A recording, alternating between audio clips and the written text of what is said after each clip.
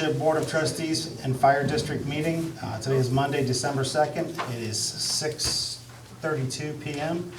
The notice requirements of Section 121.22 of the Ohio Revised Code and the implementing rules adopted by the board pursuant thereto were complied with for the meeting.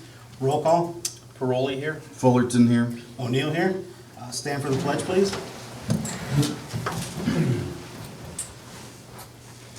Pledge allegiance To the flag of the United States of America and to the republic for which stands one nation under God, indivisible, with liberty and justice for all. Meeting minutes pending approval. We've got 3 meetings. Our regular November meeting was on the 4th last month. We had a special meeting on Election Day in the garage, and a week or so ago had a emergency meeting to discuss repairs to one of our trucks. But you gentlemen have received all of the meeting Yes. minutes? Yes. Any questions, comments? No. Edits? I had just one edit on page 3 of the November 4th minutes. It was Chase Burmeister's name was spelled incorrectly, so I told Kristen about it, and other than that, I don't have any other. Motion to approve. I would move to approve. I'll second. All those in favor, aye? Aye. Aye. Aye. Opposed, same sign. All 3 meeting minutes are approved. Consent agenda. You have both received all the reports for the consent agenda. Yes. Yes. Questions, comments, anything to discuss? I do not. No. Do we have a motion to approve those? I'll move to approve. I'll second. All those in favor, aye? Aye. Aye. Aye. Opposed, same sign. Consent agenda is approved. Laura, fiscal. I have a couple things.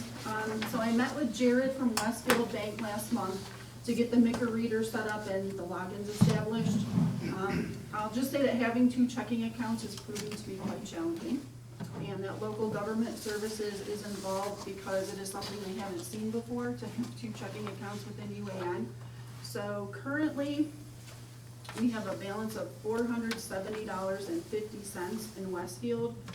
That was the test deposit of the 3 checks that I put in with Jared.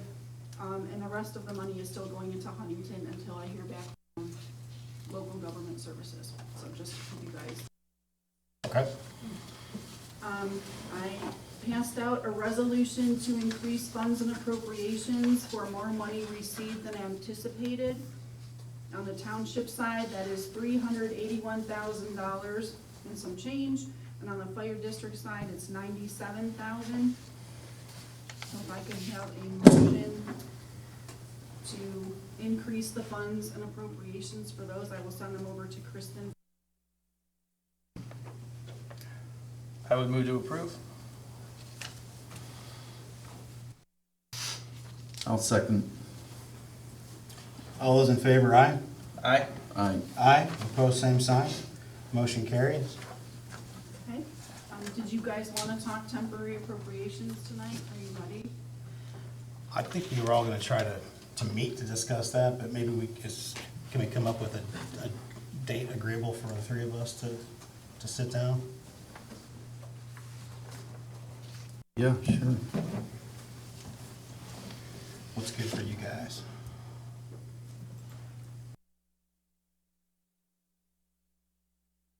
I'm fairly open, so I mean, I'll let you guys. Can we start with any Monday? Sure. Yeah. I'll throw out the 16th. Okay. What time? 12, 16, good with you? What time are we trying to do? I don't know if it might be rather long if we're gonna go through line items. I would start it earlier myself, just because it will be long. Yeah, I mean, I could do any time after 8:15. How about you? Oh. Well, I'm just saying, like, in the morning. you mean. I could start Oh, as early as yeah. 8:15, so whatever. I'm good. If you guys want to do something during the day, we can. 9 o'clock? Okay. Yep. All right, we will have a special meeting to at least include temporary appropriations on Monday, December 16th, 2024 at 9 a.m. here in this building.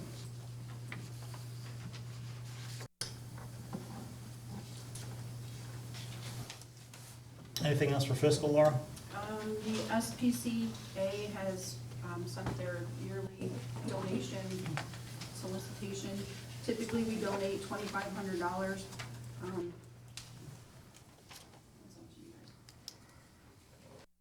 Discussion on that?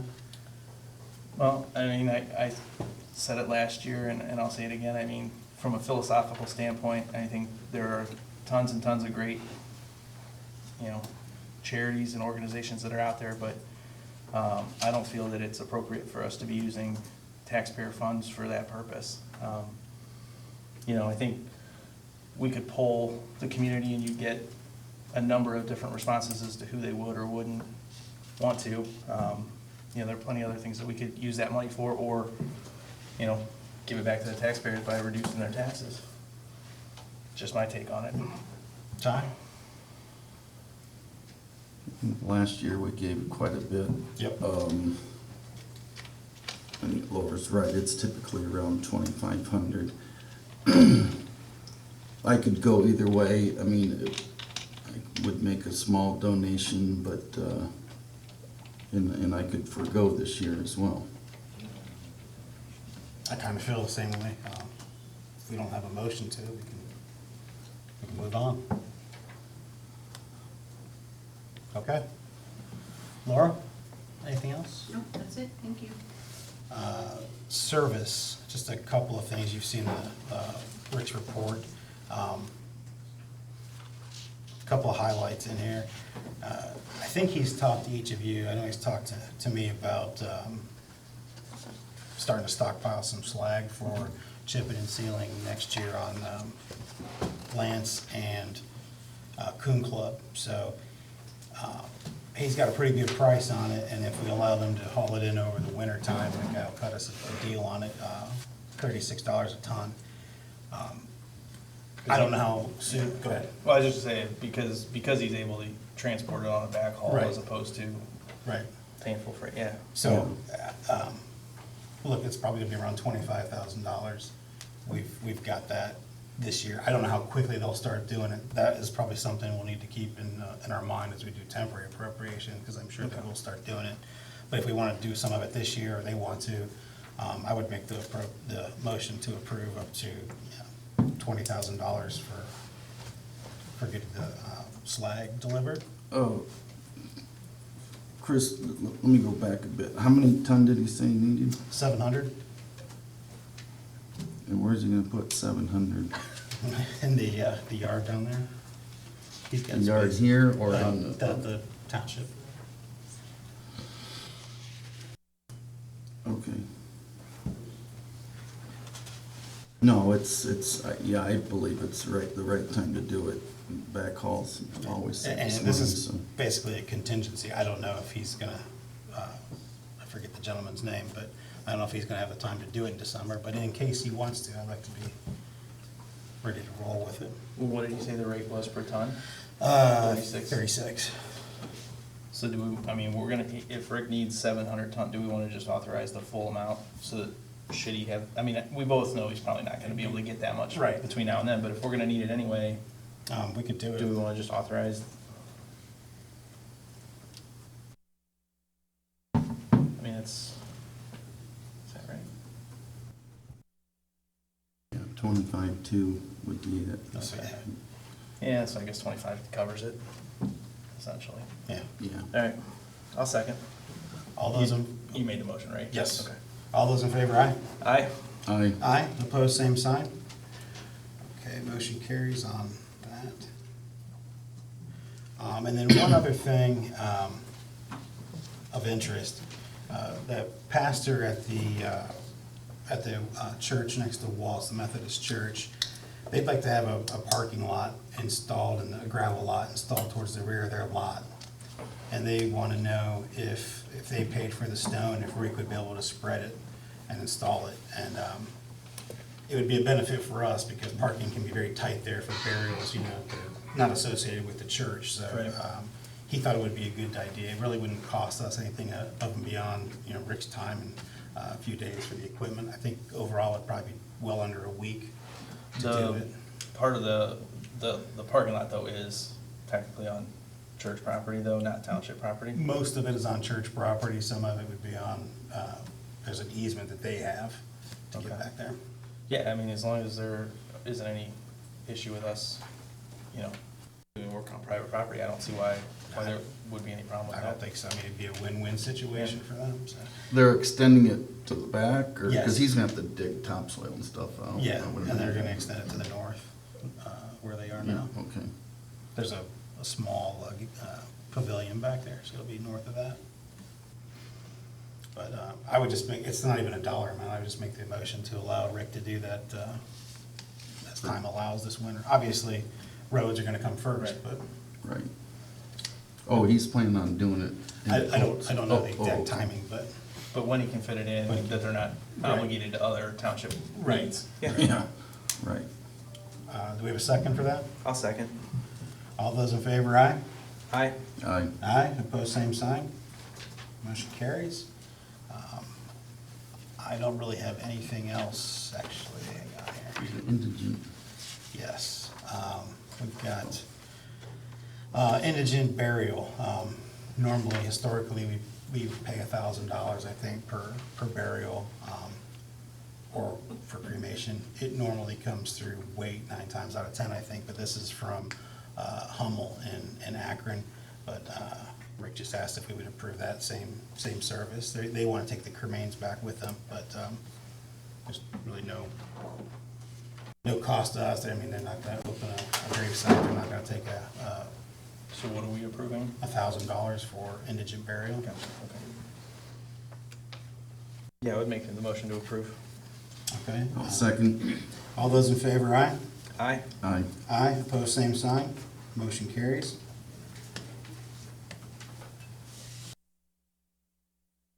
And that's it for, Before, real quick, I talked to Rick previously, and so I don't know if you have had an opportunity to speak with him about it, and maybe in advance of our meeting for budgeting. One of the things that I had asked Rick about was, obviously, some of the larger road projects that need to be done aren't something that we do every single year, but because of the dollar amount, they're things that we probably need to budget for every year.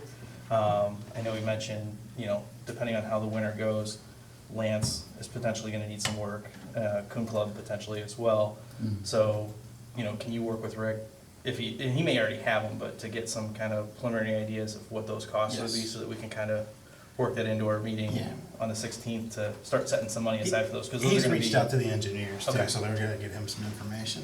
Okay, excellent. Hopefully they have it by then. but- Right.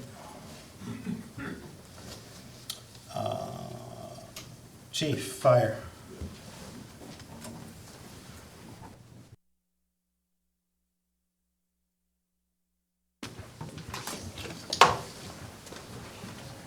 Hello. We had 55 calls in the month of November. So 1 in Chatham Township, 2 in the city of Medina, 43 in Lafayette Township, 6 in Chippewa Lake, 1 in Lodi, 1 in Seville, and 1 in Westfield Township. 32 were during the day and 23 at night. About 80% of those calls were EMS calls. Our average turnout time was 1 minute and 58 seconds, and on-scene time was 5 minutes and 12 seconds. Pretty darn good. We gave mutual aid to Medina City twice, Seville once, Westfield once, and Chatham once, and we received mutual aid once. Hosted the Learning Garden preschool daycare for a safety talk and fire engine tour. Firefighter Tara Powell, firefighter Kelly Parker, and Assistant Chief Holzman visited Cloverleaf schools and showcased firefighter and EMS as a career path. Students were able to see our equipment, try our gear, and the group discussed future careers in fire and EMS. And some department updates. This month we completed our annual driver abstract report on all our employees. No issues or concerns found in reports. No speakers, which is good. Met with Fallsway and Akron with Ty. They have certified EV technicians. We discussed best practice for vehicle maintenance and services they offer. And we met with Horton, Braun, Lifeline, and Atlantic Ambulance sales representatives. We have 4 separate quotes for ambulance purchases for consideration. You guys have copies of those quotes. And I'm just recommending, I don't know if we wanted to have a discussion about how we wanna fund that or going forward, or if we're gonna allocate funds to a specific line item for an ambulance purchase in the future. I'll keep going. And my idea is to at least put a couple $100,000 into a line item each year, and then and also use the EMS funds, which is about $130,000 to $150,000 a year. Put that into a specific line item for ambulance purchases in the future, so that could fund our ambulance purchases for the this ambulance purchase, and then the next ambulance purchase possibly, so. Also, in your files, I included an evaluation process. I've included in your folders a new evaluation process for all our fire department employees. I've found no history of evaluating our staff, and I believe it's important to do this for growth of the individual as well as the department as a whole, so I'd like to implement a evaluation program, so performance evaluation, biannually, most likely. New job descriptions for officers. I've also included in the folder new job descriptions for our officers. As we grow as a department, we need to have dedicated professionals leading the way. These job descriptions are standards to reach for all of our officers, the officer corps, so. And then I'd like the board to consider removing the overnight stipend in the near future, and begin paying hourly immediately. I know we kind of did the math on it, and it's really not much of not a huge ask, so it's one of the things. And then other things on my agenda, I'd like to appoint Allison Provance to the department. If you guys could, she was interviewed a few weeks ago. Great individual. She's a basic EMT. She's finishing firefighter level 2 at Stark State next week. She has her final test. She's also a Navy Reservist hospital corpsman, and she'll be a valuable resource to our department. And I'd like the board to accept the resignation of Shane Jenkins. He's a firefighter EMT. He has served on the department for 15 years with Lafayette Fire Department. He has recently been working more with his family business, and his time commitment to the department has been a struggle. And last thing I'd like to ask of you guys is to consider the appointment of Pete Muha as our next captain. We interviewed him about a month and a half ago, 2 months ago, actually about 2 months ago now. Out of the 4 candidates, Pete came out on top unanimously. And I'd like to start his pay with whatever you guys suggest. To be $26 an hour is what we put in the job description, so. All I have. I was gonna do a presentation tonight, but the Browns are playing, so you guys have to wait until. 3-8 Browns. Chris, I think why the chief's still up there, definitely want the chief at the meeting on the 16th and Rick, so they can represent their departments and help us. Yeah. For sure, and then we can go over the captain's rate, we can go over the stipend stuff at that time. We can get all that Can talked we, out. is it a special meeting, can we appoint and do that kind of thing? Yeah. I'd like, I mean, Mhm. okay, we could do that at that meeting, okay. Mhm. All right. 16th, yeah. Then I would make the motion to bring Allison Province onto the department. I'll second. All those in favor, aye? Aye. Aye. Aye. Opposed, same sign? And Motion on, carries. and on a sad note, That was I an would aye. accept the resignation of Shane Jenkins. I'll second. Yeah, sadly, hate to see him go, but all those in favor, aye? Aye. Aye. Aye. Opposed, same sign? Motion carries.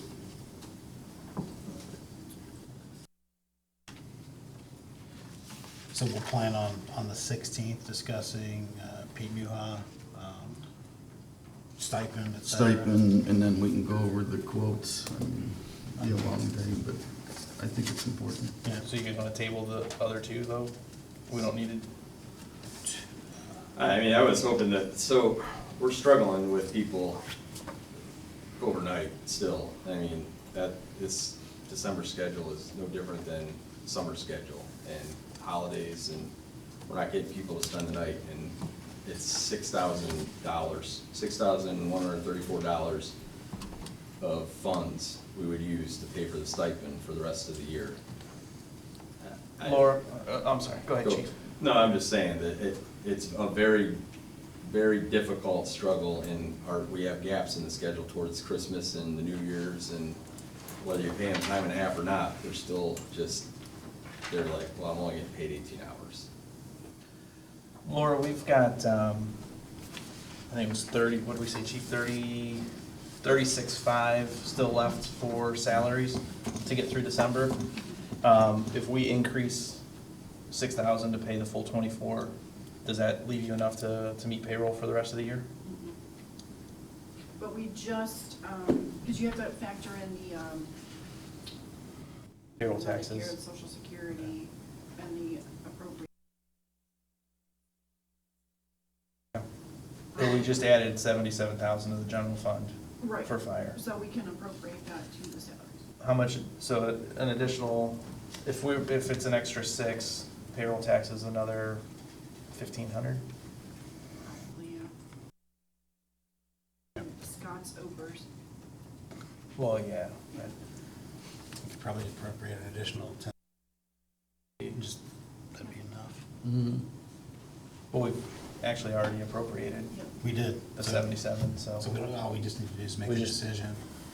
Yeah, I mean, if it's gonna, that was why we put the levy on the ballot and the voters approved it. If it's gonna solve the staffing, or at least I'm help hoping it alleviate solves- some of the yeah. stress on the staffing Right. issue, I think that's what the residents would want us to do. I would agree. So I'd make the motion to move to 24-hour staffing immediately, or pay 24-hour staffing, eliminating the stipend immediately. Immediately, yep, I'll second. All those in favor, aye? Aye. Aye. Aye. Opposed, same sign. Motion carries. So question, Brian, does that mean that they're just gonna get their, or however many Yes, hours? they wouldn't get us, they won't get the stipend any longer, they'll just get their straight Just salary, hourly for like rate. 18 hours. So we'll save that money, Well, that's it'll why be- it's only about $6,134, minus that $60 a day for the next 31 days, Okay, and. But it'll be for the 24-hour, like, their Yeah. full 24-hour Right. shift. yep, okay. Effective immediately, Yeah. correct? Yeah, if that's okay with you, I Yep. appreciate that, and I think the firefighters will definitely appreciate that, so, thank you. You're welcome. And then I guess the other one is, do we really need to table Pete on the captain? I mean, Ty, you got to sit on in the interviews with, it was you, Chief, and Assistant Chief Holtzman, correct? Yes. I mean, are there any, Uh, do you have any reservations Oh, about? I have 0 reservations. I just thought we would have more number crunching. What, I mean, you wanna appoint him tomorrow, or are you gonna appoint him January 1st? He's the interim captain right now, he's an acting interim, so, I mean, and, unofficially. and based on his he's- credentials, his hourly pay rate is what, do you know It's offhand? 20 an hour right now is Okay. the basic pay rate, so. The job descriptions that I think we talked about the captain job description Mhm. before we Mhm. went through the process, and it was at $26 an hour at that point. So, And Pete, what? He works, so on that job description, it's 16 to 24 hours a week. Okay. So he'd probably work 16 or maybe a 24 a week. So even if you max that out, we're talking about 100 hours between now and the end of the year. Yeah, and I don't think he's. And if. He's got small kids and he's a. Well, right, but I'm just trying to say from a dollar amount standpoint, we're talking about less than $1,000 Yeah. difference between what he's currently making on his shifts. If there aren't any reservations about Pete being the right guy for the captain, I'd say I would make the motion to approve Yeah. Pete Muha as the captain. Yeah, I'm good with that. I'll second. All those in favor, aye? Aye? Aye? Ty? Aye. Opposed, same sign. Motion carries. I appreciate you guys, thank you. Is that all? Yeah. Any questions? I'm good. Thanks, Chief. Yep. Lieutenant Markham? I don't have anything in addition to the monthly report unless you guys have questions for me. I don't. Ty, you have questions for fire? Do not. Zoning. Zoning. Year-to-date zoning fees, $51,778.31 compared to total 2023 of $41,207.76. Again, it's been an extremely busy year. A lot of that, the total valuation is actually down. So the permit fees are up significantly, about 25%, but valuation's down due to the fact that a lot of the permits that we're processing are fences, patios, those smaller fees and not as many new building. And that's probably gonna be kind of the new reality for a while as the developments have been done. We've had, and I know you guys have seen the emails, we've got several nuisance properties that are kind of working through the process. We'll probably need to look at after the beginning of the year, and maybe sooner, having public hearings potentially to review some of those. But Sherry's still working with local agencies, including the city PD, to collect some footage so that we can make those determinations. So look for that over the next 60 days, 90 days. And then I know she sent out an email. We have expiring zoning commission and BZA seats. Diane Winslow's term's up. She is not looking to be reappointed, so her seat is going to be open. Simon Bartos on the BZA, his term expires December 31st of 2024. He would be interested in staying, so that'll be something for us to review at the organizational meeting. We obviously had 2 alternates on both boards. Brian Morris, Nick Kittle on the zoning commission, Julie Stanton and Robert Fertile on the BZA. Those were 1-year terms. They're both interested in staying a part of our zoning team. So again, we can look at them for fulfilling the vacant seats. And then if we do move one of them or both of them up to either of the spots, we'll obviously have alternate positions to fill, right? We did get resignation for Rich Dvorak, our current zoning commission chair. His term expires December 31st of 2027. So along with the full 5-year term position that Diane Winslow is vacating, we will have 3 years for Rich's seat that'll need to be filled. And then Mike Meaden on our Board of Zoning Appeals. Yeah, he's really been struggling with balancing his current work schedule with being able to be available. It didn't create an issue because we had alternates that are available, but at this point, he expressed an interest in resigning as well, just because he didn't feel that it was fair to the rest of the He was teetering members. last year. Yeah, exactly. So now that we've got another year of experience from a lot of people, and the 2 alternates that we had, both Julie and Robert, have done a fantastic job. His seat will be available, so we'll have an appointment for 2 years left on his term that we'll need to consider for the BZA. So between our 4 alternates, and Sherry and Karen have interviewed at least one other candidate that I think they forwarded information to everybody for too. So we have some good people to consider, and then obviously if anybody else is interested, definitely would be opportunity or time to reach out to Sherry and express an interest in joining one of those boards. That's everything for zoning. Okay. Public comment? None? Okay. Correspondence. Following last month's meeting, we received a handful of letters from the prosecutor that had been sent to them regarding public comment and new rules that we're reviewing now. I'm not gonna, read the names of the senders or anything. Prosecutor's office has responded and said they are not going to respond to them. They represent the Board of Trustees here of the township. But I don't think that the letter itself was real reflective of reality. It says that concerned with overreach, well, I'll read it. I'm a resident of Lafayette Township and have recently become aware of a request sent to you from trustee Chris O'Neill, Lafayette Trustee Board Chair, asking to place increased restrictions on public comments during open meetings. And I didn't I'm not asking the prosecutor's office to do that. That's not their role, and, you know, they don't really grant the authority, they just counsel us. And I'm not looking to put any restrictions on public comments anyway, other than just to add some order to the session. It goes on to say, I have seen a copy of this request, and I am very concerned by the overreach, subjective language, and First Amendment restrictions being requested by Trustee O'Neill.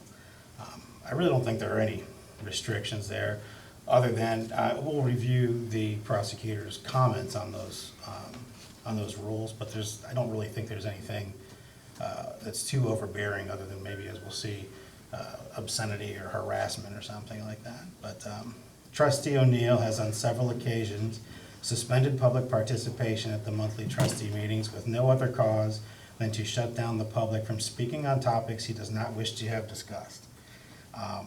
I don't think that's true at all. I think one time this year, we did not have a public comment period. I think that was our September meeting, and that was not directed at anybody or any group or anything. It was implemented across the board. Public comment is not a guarantee at trustee meetings. There's no requirement to have them. And so that was one time. And other than that, I've never shut anybody else down. I've never really done anything to stop anybody from speaking. Based on my findings on the rules set forth by the Ohio Attorney General concerning open public meetings, public comments can only be suspended with a specific cause. Trustee O'Neill has shut down public comment on several occasions without reason or specific cause. Again, that's untrue. It was one time, and it was for the cause of just to keep order, because it had gotten a little out of hand the previous meeting. These new restrictions he is requesting is just a way to circumvent the rules set forth by the Ohio Attorney General's office and to deny freedom of speech to the residents of Lafayette Township.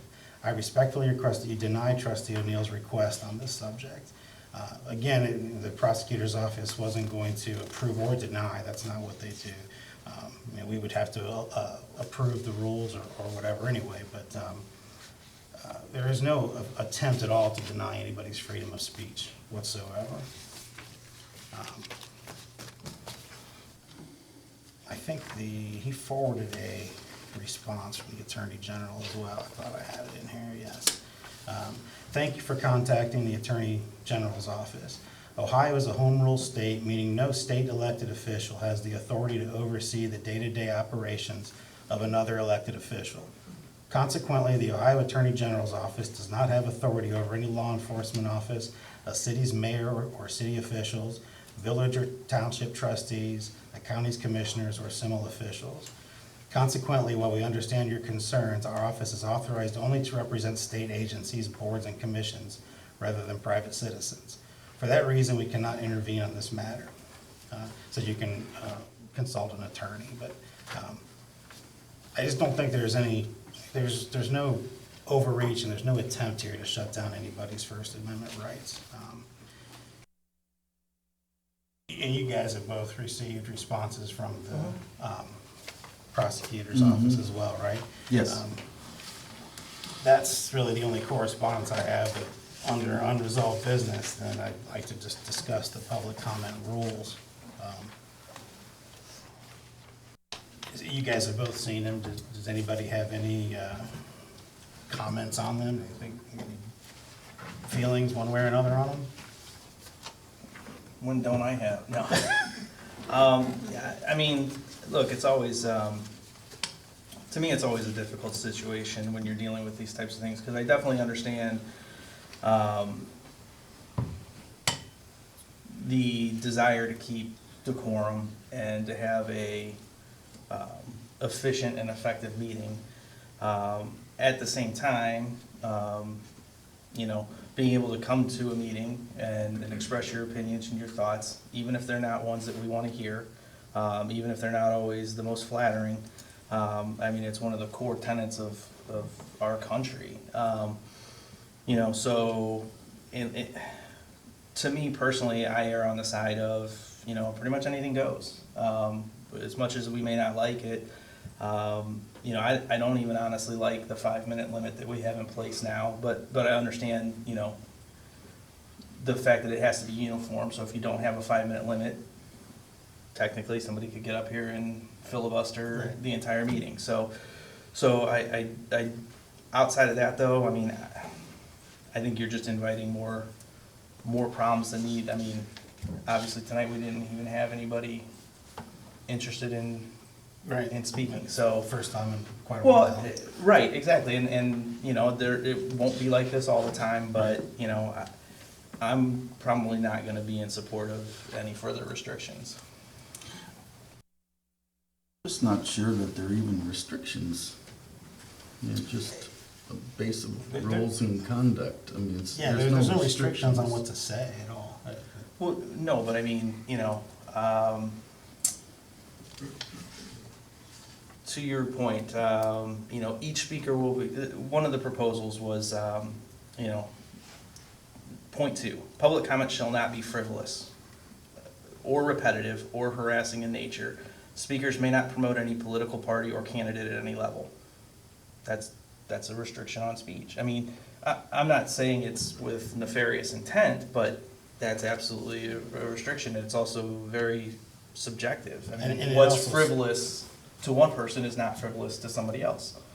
You know, and while the board can't engage in politicking, you know, for somebody to get up and say they're for or against a certain issue or agenda or, you know, candidate, I don't see how that isn't, you know, bordering on infringing on their right to free speech.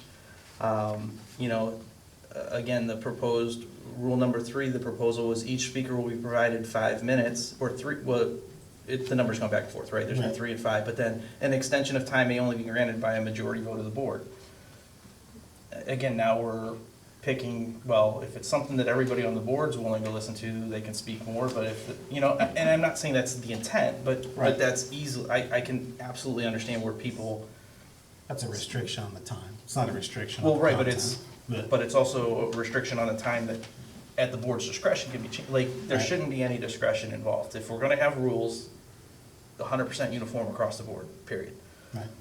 But like I said, I think this is a solution in search of a problem, more than a problem that's an ongoing problem. You know, but that's just me. And to be frank, I mean, there's really honestly very few edits to by the prosecutors. Right, no, I agree. Office themselves. I'm not saying that these aren't things, you know, and it's not, it doesn't get into the specifics, so I think he would be okay with me, you know, sharing it. But one of the things that comes up often in conversations when I've had the opportunity to sit down and speak on these different issues with, you know, Prosecutor Thompson, there's a big difference between what you can do and what you probably should do. And I think this is one of those types of situations, right? Like, can we put further restrictions in? Could we put these rules into place? Yeah, we could. I think it sends the wrong message. I think that, you know, at the end of the day, whether it's the intent or not, anybody, this is why we signed up to do this job. If somebody wants to come and sit here and if 300 people want to come in and each speak for 5 minutes, then that's what we signed up for. I mean, Oh, yeah, and I have no problem with that. I just don't think that we should be allowing the speakers to engage audience Well, yeah, members, that's- for example. I mean, that's That's just not perfectly fine. something that should be done. And I mean, well, that's an example of one of the rules here, right? I mean, that's,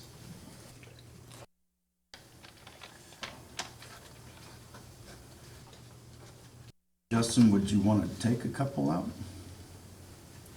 And leave some in?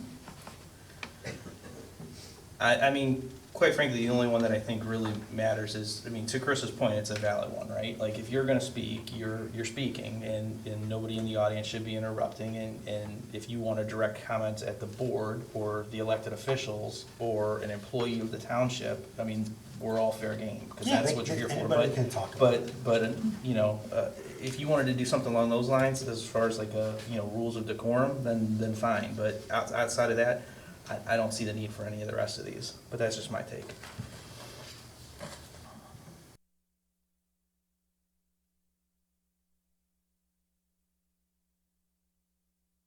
do we want to read them?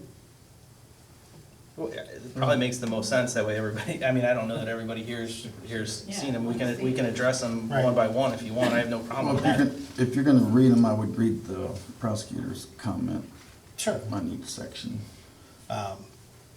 Well, the beginning of the opening is Lafayette Township Board of Trustees recognizes the value of public participation on township and fire district issues, as well as the importance of allowing members of the public to express their concern on matters of community interest. The prosecutor's office did strike out, as well as the importance of allowing members of the public to express their concern on matters of community interest. And the reason was, they took that out as a general reference to matters of community interest, because that could be used to claim that relevance extends to general matters of community interest above and beyond township business. So it's, just more of a direct way of saying something. In order to provide members of the public the opportunity to comment during open meetings in Lafayette Township Board of Trustees, the Lafayette Township Board of Trustees has implemented the rules of public participation outlined below, which apply to all speakers and do not discriminate based on the identity or viewpoint of the speaker. The intent of these rules is to provide fair and adequate opportunity to be heard, ensure the regular meeting agenda is completed, recognize the nature of the board's time and use it effectively and with efficiency, and establish order and an element of decorum. But that's the opening to it, and other than that first line strike, there was nothing edited on there. Then the first rule is, anyone wishing to speak during public comment shall do so only when their turn is recognized by the board. All participants shall speak at the podium unless physical difficulty prohibits them from doing so, and state their name, organization if applicable, and address prior to presenting. I don't think there's any restrictions No. really involved with that one. And they had no comments or edits on that one. The second rule was, public comment shall not be frivolous or repetitive or harassing in nature. Speakers may not promote any political party or candidate at any level. Speakers shall not use obscene language. He did strike out, shall not use obscene language. I guess it's not up to us to decide what's obscene and what's not. You're right on that, so that's something would be taken out. And then he crossed out harassing in nature, and the comments were, prohibiting harassing or abusive comments that do not otherwise disrupt the proceedings is a very difficult line to draw. If the speaker is otherwise disrupting the proceeding, then it makes more sense to cut the speaker off for that reason than to cut the speaker off on the basis of obscenity. If the speaker is not disrupting the hearing, it is likely better to let them just complete their time and not extend it, which is fine. And then I would recommend against including a prohibition on obscenity. Again, trying to prohibit obscenity that does not otherwise disrupt the hearing is a difficult line to draw. So that rule would be changed to, public comment shall not be frivolous or repetitive in nature. Speakers may not promote a political party or candidate at any level. I mean, I don't see I just don't see what you're accomplishing with that, with that rule, like, are we saying that if one person gets up and speaks on a topic, the next person can't get up and speak on the same issue? no, I would say if some person is maybe saying the same thing over and over again, it's becoming repetitive. And we've seen that a time or two over the past year. Yeah, but if you're gonna come, like, if it's an important issue and they wanna come to every meeting and say the same thing at No, every no, meeting. I mean repetitive during the same speech. It's happened a few times. And you can come to every meeting and speak your mind on it. I see where you're going with that. I just, again, I'm always gonna err on the side of less, I know the restrictions, just, Right.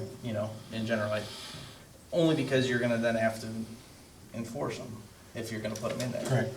And are we gonna cut somebody off because, I mean, look, we can make ridiculous examples, but I mean, if somebody wants to get up and read the phone book for 5 minutes, I mean, it's their right. That's not relevant to township Well, business. but you get my, I mean, that's kind of the frivolous stuff that it's pointless to have, right? That's a waste of time. but who's ever done that, is what No, I I'm saying, know. like, that's where I get with the whole, rules in search of a problem. Right.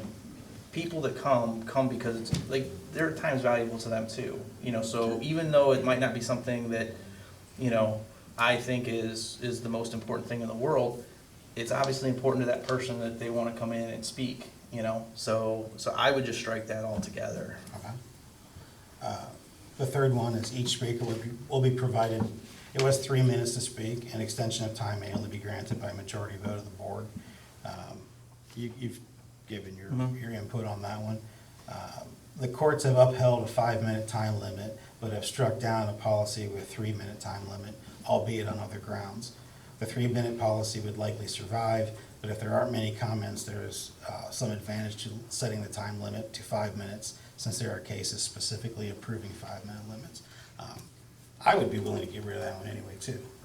You know, I'm good either way, like, I mean, I'm not gonna argue about taking anything out. The only thing I would say is if we're gonna do a 5-minute, we just need to be consistent with it, and I would definitely take out the extension of time. Like, I think it's gotta be either we have a Hard- 5-minute hard time, stop. yeah, exactly, like, it's either you get your 5 minutes, or if we're gonna let people go over, then anybody that wants to go over, we let them go over. I just don't think you wanna ever be drug into court because somebody says, well, you've let other people go, but you didn't like what I was saying. Like, how do you prove that, right? you know, it wasn't selective enforcement, so. Fourth one is no individual shall speak more than once during public comment unless granted the permission to do so by a majority vote of the board. And there was no edits or comments on that one from And the only thing I would add is, I just always get nervous about anytime we're not gonna let it be repetitive unless we're okay with it. You know what I mean? Like, if either nobody gets to speak more than once, or, I would agree with that. Okay. you know, but I would definitely take out you know, our Unless ability to, granted. right. Speaker shall, this is number 5, speaker shall only address the Board of Trustees as a whole and not individual board members. Speaker shall not address or engage in other meeting attendees. And there's no edits to that, but a comment was, these provisions tend to survive challenges but have significant risks of as-applied challenges. Though they need to be limited to the manner of address and not attempt to make the speaker not refer to members of the board by name. A speaker still has the right to offer criticism of individual trustees or township officials, though you can control how that criticism is offered. And that's absolutely true. Like, anybody has the right to come up and criticize, right? They should just be addressing the board when they do that, and they can criticize anybody they want. Yeah, I think my adjustments on that would just be like, I'm okay with the speaker shall only address the board of trustees, and then speaker shall not address or engage other meeting Yeah. attendees. That's the same, Look, that's how it's. well, I know, written. but I guess what I'm saying is like that piece in there, like, look, if somebody gets up there and has I mean, we've had people here that have done it to each of us, you know, that have come up here and called us individually out for something. I don't think there's anything wrong with that. I mean, that's, again, you know, so I'm fine with them addressing us, and since it's our meeting and not, you know, What you're saying is other the things, comment, but. the comment's true. The prosecutor's office, their comment is valid. Oh, yeah, So- yeah, I don't think the prosecutor's guidance on any of these has been wrong. I just think that, again, it goes back to the whole, you know, just because we can put a rule in place doesn't necessarily mean we need to. Tom? Number 6, the board chair shall have the authority to terminate the presentation of any individual that does not adhere to these rules, or if any individual is abusive toward the board or any board member. The board chair may interrupt, warn, or terminate an individual's presentation if it is personally directed. Personally directed, abusive, or obscene. But he edited to read, the board chair shall have the authority to terminate the presentation of any individual that does not adhere to these rules. The board chair may interrupt, warn, or terminate an individual's presentation if that presentation is frivolous, repetitive, or irrelevant to township business, or is otherwise contrary to this policy.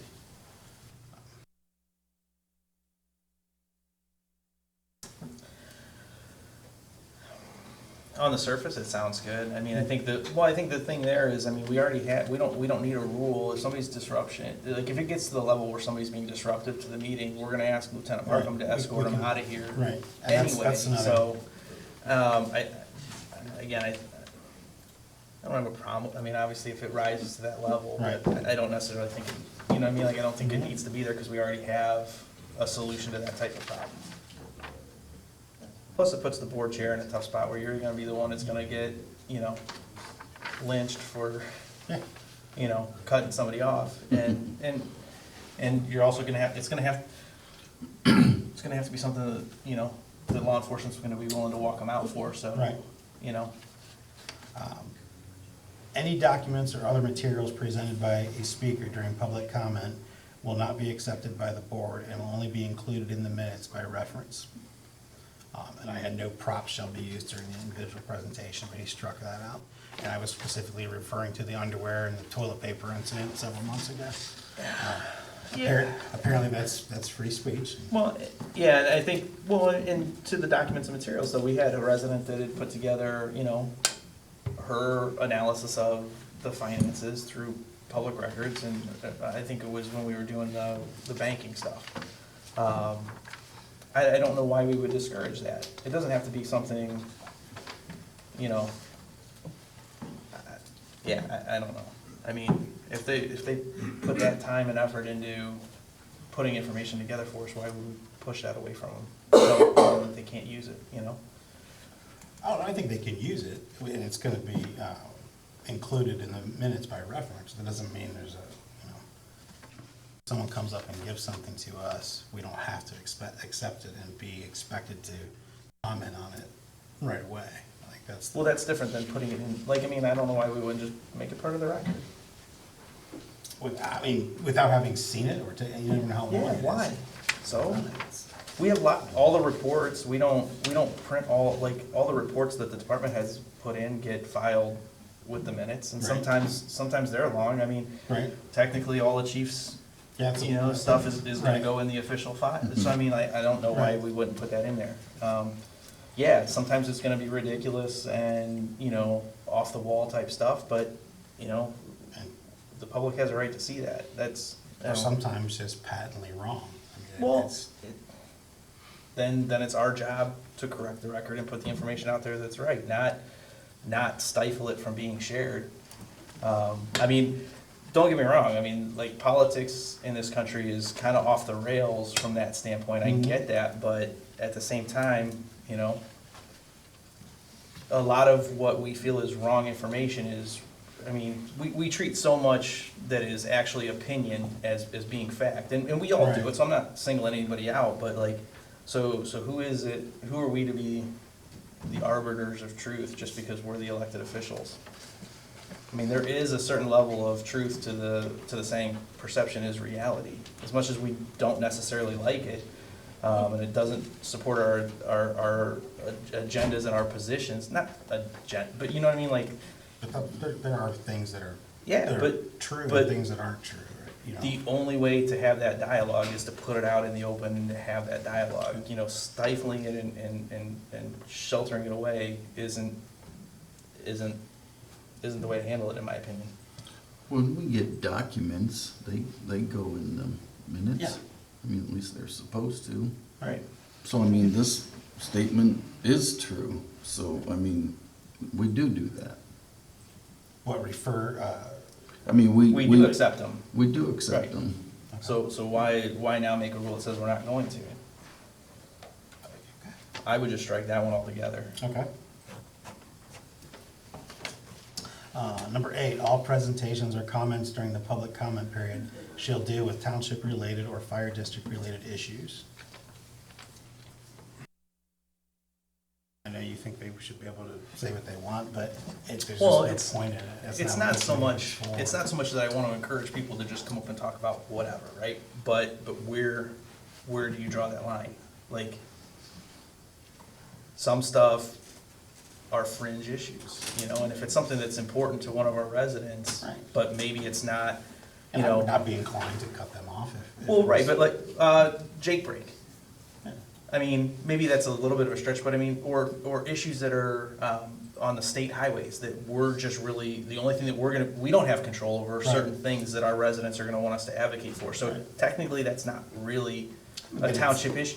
Well, but that's what I'm saying, you get some Right. stuff that gets into that gray area, so do you wanna be the one that sits up here and is the arbiter of that gray stuff? Like, Maybe that falls on the board chair, when, you know, whoever that may be. I mean, talk about having a ham sandwich, Well- nobody really cares about that, but I did get it, you know, the crosswalks, there was a. Right. It's in the township, right? It is.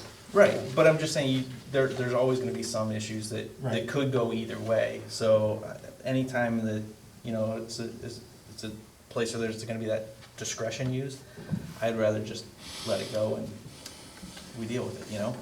Okay.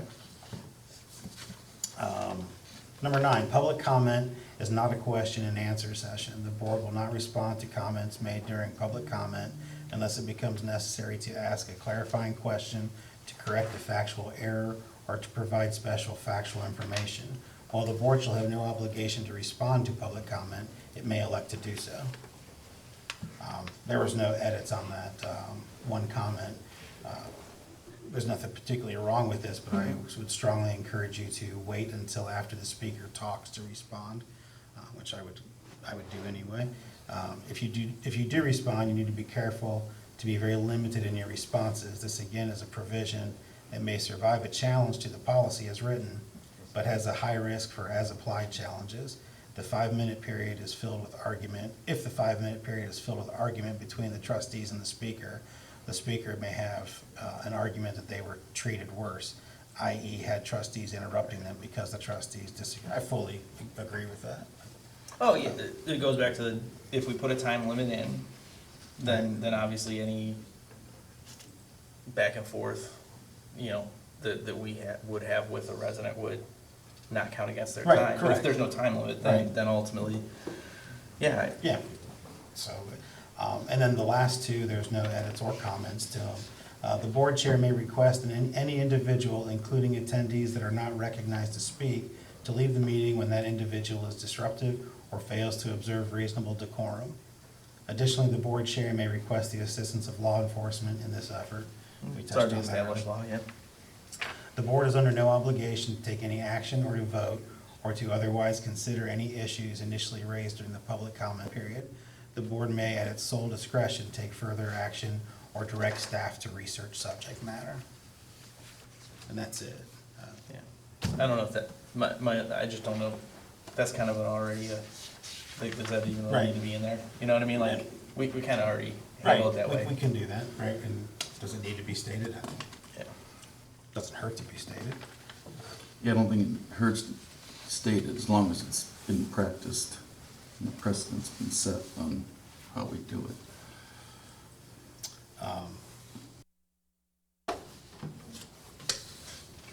I would like to implement these rules.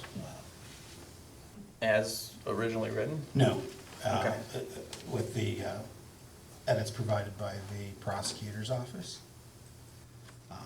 But if there's anything that, you know, really should be changed or you're not happy with, or, I just highlighted the stuff that I had issue with, so you know my thoughts on it. right. I would do the entire introduction, the first rule.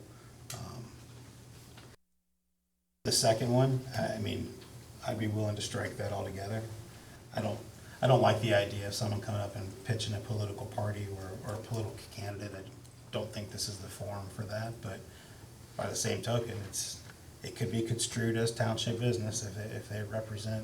Well, and like the last comment I'll make on it is, I mean, you know, there's a lot of things that I don't necessarily like, but, Right. you know, that's not here, that's neither not here our nor there. business. So, I mean, you know, I'm not gonna vote for putting any rules in, so, I mean, this one's on you too. Right. Sorry. All right. But I would take out number 2. I would keep number 3 at 5 minutes, With no extension of time, with no extension of time. because that's already in place. Yep.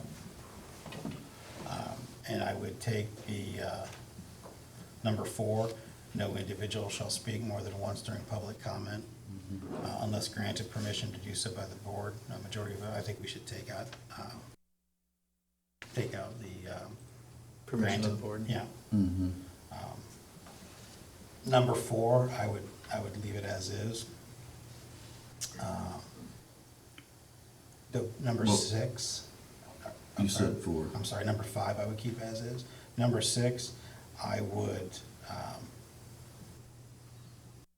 accept the prosecutor's edits to that one.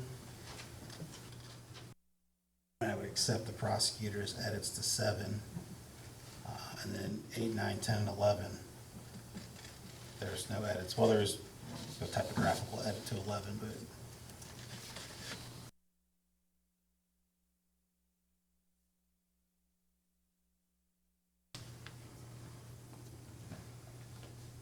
I don't think we're going to get a second from Justin. No, you're not. No, then that's okay. I mean, that's all right. I mean, Well, I'll second it. I mean, that just brings it to a vote, so you motion, I'll second, that's fine. Yeah, I'll make the motion. Well- Go ahead.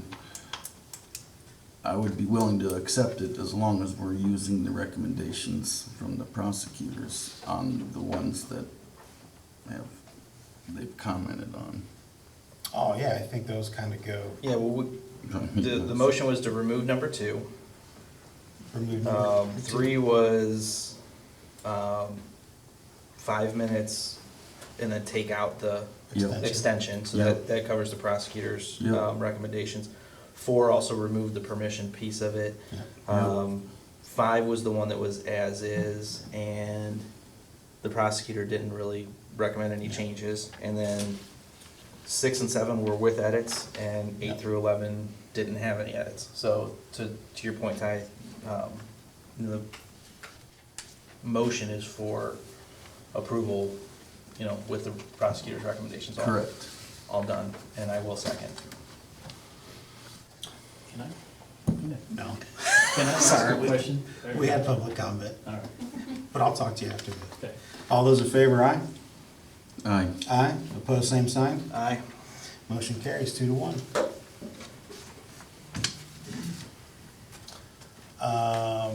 OTA conference. Something that historically the trustees, fiscal officer, law director, sometimes fire chief, zoning inspector has always gone to. We've gone for the last few years. I think it's good. I don't think you might have Well, other ideas, but first off, I think we obviously register for the OTA conference, because the registration for everybody is what gives access to all of the online training modules and everything like that. So you have to be registered for the conference. So I don't think there's any question there. I've brought it up before, I'm not 100% sure that it's, all that important to actually attend in person, but at the same time, we'll also recognize the fact that I was unable to attend last year. So I will defer to you guys on that one at least one more year, with what you want to do there. I think it's well worth it. I do too. It's all about education and making us better at what we do and how we serve the public. I'm just not sure that, I don't, can you, is there an example that you can give of something that you couldn't have gotten through the, The online classes are very informative, and of course I do it online as well. I'm sure all of us do. But the relationships you build, the conversations you have with more experienced trustees and fiscal officers around the state are just priceless. They are, and there's team building involved too, I mean, I got to know Laura and Bill, a lot more than I did just when I first met them by going down there and hanging out with them for a couple of days, Would you be able to come in January? Yeah, I should be able to.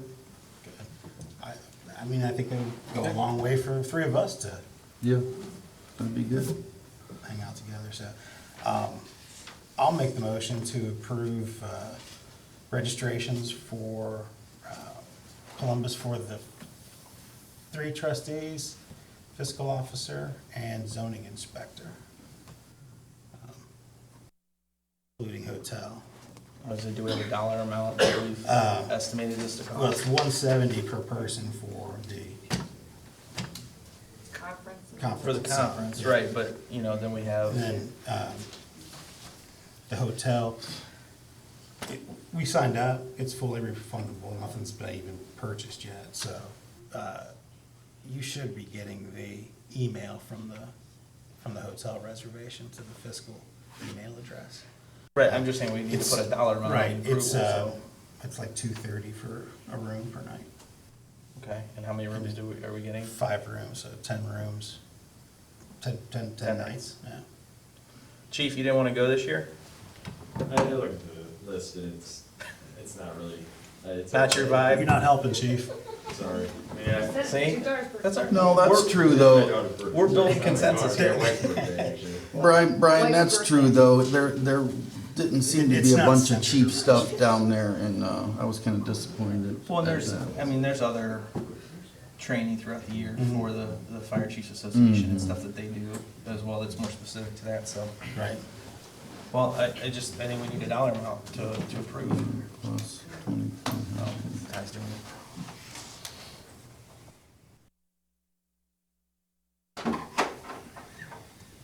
The 170 and then the 230 times 2 times 5 is And I don't like know, 3,200. I'm not sure if that 170 included the speech, the luncheon on the last day. Yes, That's how, it- it Yeah, does? it was 130 and then 40 were 40 for for that, Yeah, luncheon. okay. okay, So so it does- 32. So the eight, for all 5 of you, it would be $850 for the entire conference. Okay. For the registration portion. Mhm.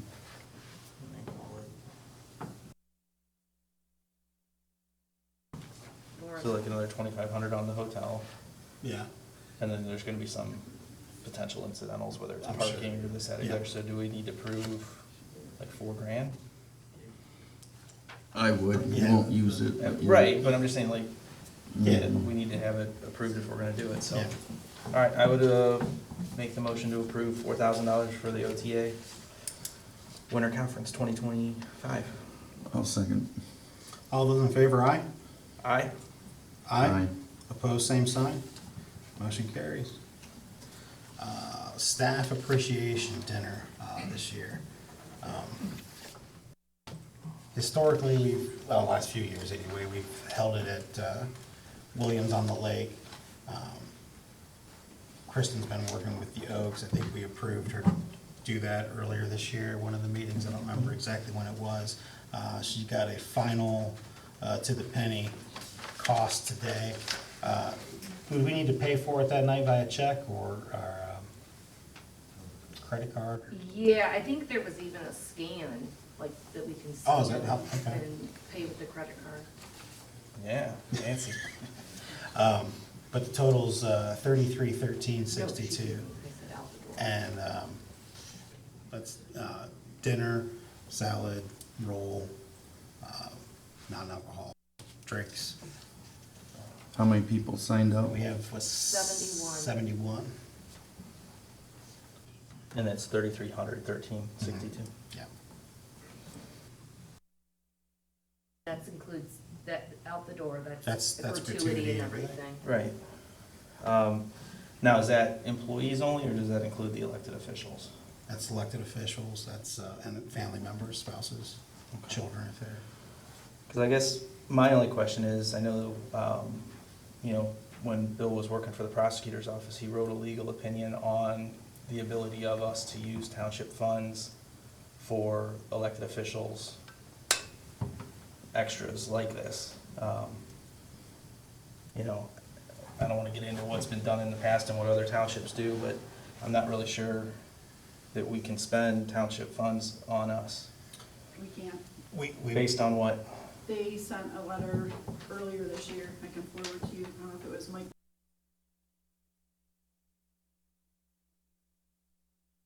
It's allowed.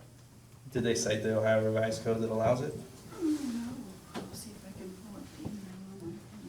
Because, as far as I've been able to tell, and it's not something that I like to make a habit of second guessing the prosecutor's office, there is no Ohio Revised Code that allows it. It's an employee benefit and perk, and so, it's definitely, something that we should do for the employees potentially, think- but, well, I didn't mean to cut you off. no, I'm just saying, like, elected officials are a different class, we're not employees. I know. I think it came from Mike Lyons, though, if I remember correctly, now that I think about it. And their opinion was that it was appropriate expense. Then the- Okay. I won't hold up the meeting. Laura, if you could send that to me, but Okay. yeah. I'm gonna sit this one out. I'll move to approve the staff appreciation dinner. I'll second. All those in favor? All right, Aye. Opposed, same sign. Aye.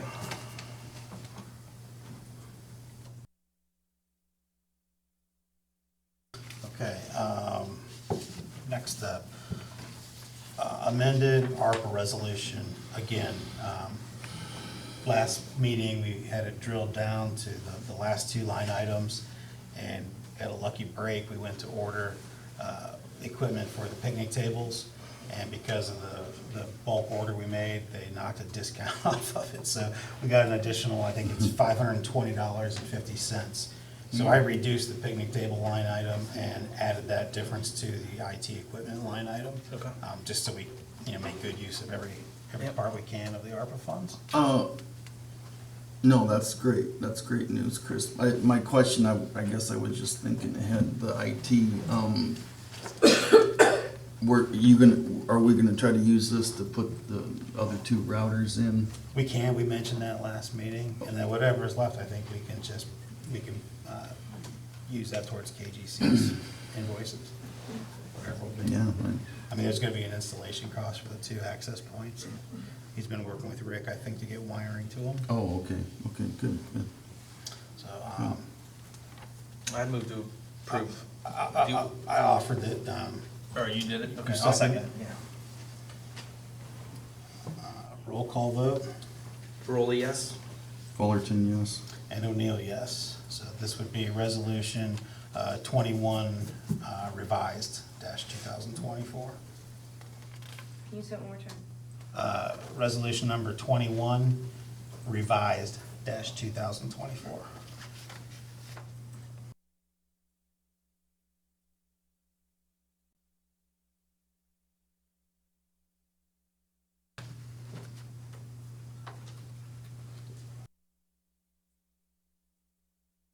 And, Laura sent me the email. oh, you found it? Yeah, it was from Greg Bartow. I was wrong. Sent it to the three of you, Thank you. Did he? and he does cite that ORC in here. All right.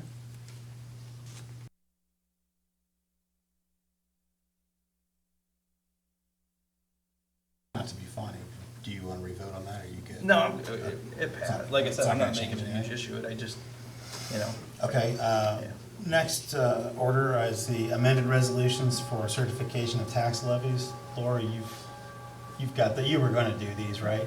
Yeah, the ones from the auditor, yep. So the township side, the overall amount is not changing, but because we voted last meeting to reallocate the millage, it's just directing $295,200 to general fund, which is up from, I can't remember what it was off the top of my head, and $498,000 to road and bridge, which is a drop by the same amount, but the overall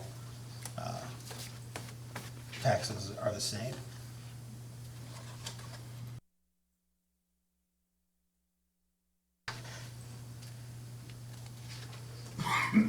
So this would be resolution 18 revised 2024.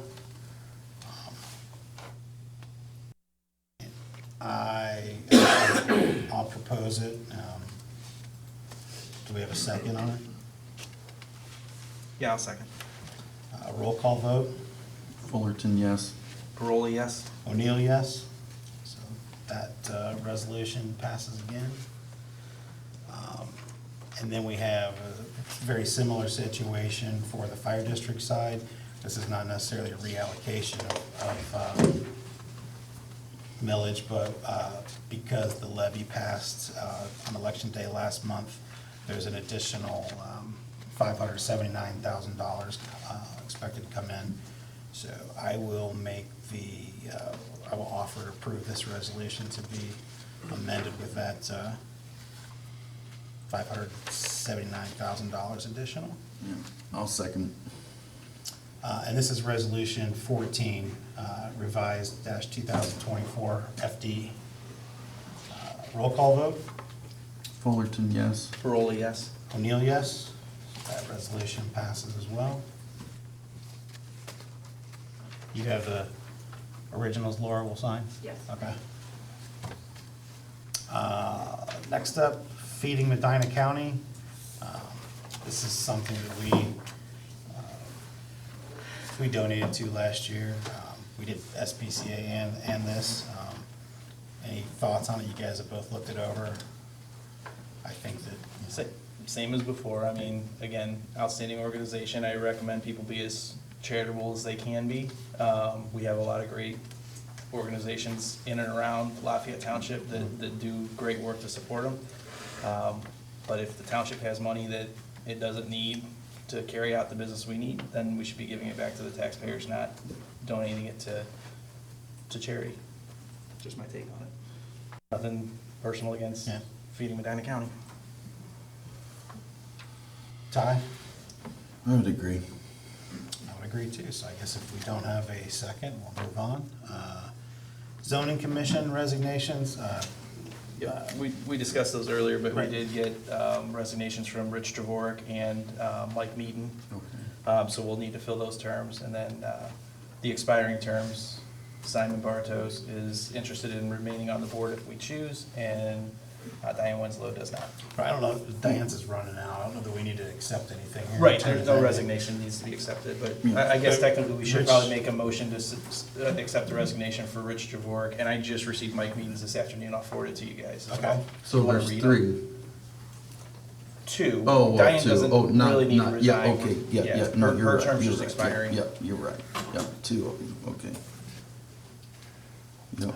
So I will make the motion to accept Rich Dvorak's resignation as a member of the Zoning Commission, Effective, effective December 31st. December 31st of this year. I'll second. All those in favor, aye? Aye. Aye, opposed, same sign. Motion carries. And then I'll make the motion to accept the resignation of Mike Meaton from the Board of Zoning Appeals effective December 31st, 2024. All those in favor, I should do a second. Yep, I'll second. Ty second. All those in favor, aye? Aye. Aye. Aye, opposed, same sign. Resignations are accepted. Medina County Engineers, sale of materials to townships. Did you guys get a chance to read these? It's Mhm. pretty routine. Yeah. Gives us the ability to get some materials through them for reduced cost. It's their resolution that they made, so I would make a motion for us to enter into the agreement with the Medina County engineer in order to purchase materials from them For next year. for next year. Yeah, it runs from January 1st to December 31st, 25. Yep, I'll second. All those in favor, aye? Aye. Aye. Aye, opposed, same sign. And the last thing is the, actually, that's it.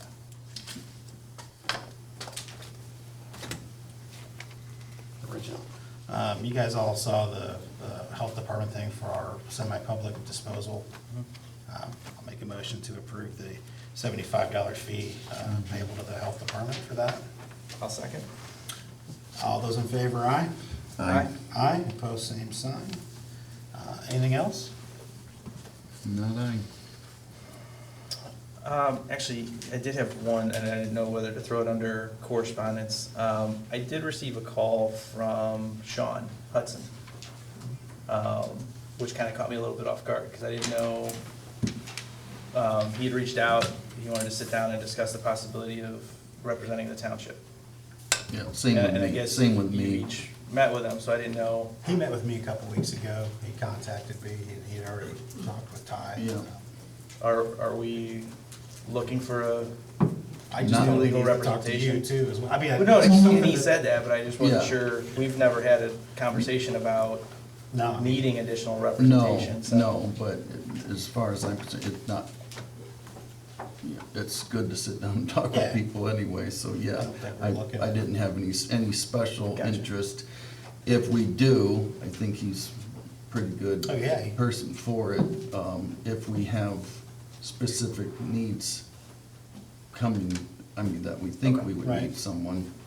Alright. I don't know, I don't know what his role would be for the comprehensive plan for next year or anything else, so I'm glad you Yeah. did bring that up, because I forgot it. I actually just asked Karen about it off the cuff, and she said she didn't think that we needed Yeah, I don't think we additional need- counsel for Well, that. no, and So if- that was her opinion.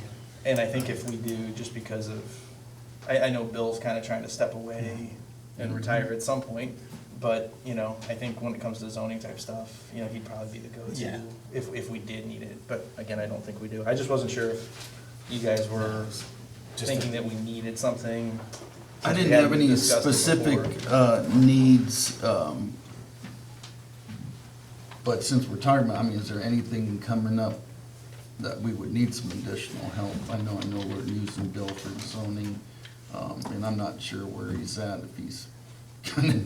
No, we've called, like I said, we've called, you know, he's fine, and he, like I said, we've called him in a couple of times when we've had specific stuff that he's been able to answer a question pretty quick, because the one advantage that he has over the prosecutor's office is, the prosecutor's office represents 17 different townships, Yeah.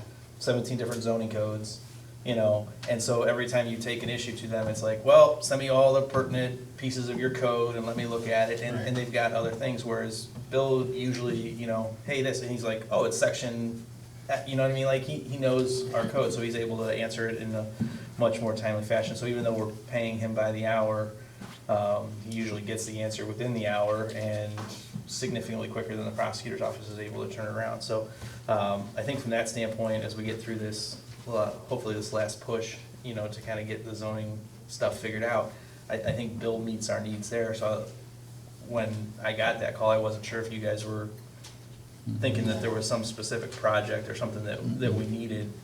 And I- Because again, there are times where on a case-by-case basis, we may need counsel other than the prosecutor's office. It Right. just kind of caught me off And guard, he that may was be a all. candidate at that time. Right. So it's- Sure. Okay.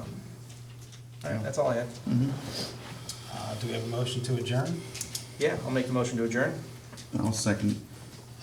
All those in favor, aye? Aye. Aye, opposed, same sign. Meeting adjourned, it is 7:54. Everybody get home watching 3 and 8 Browns.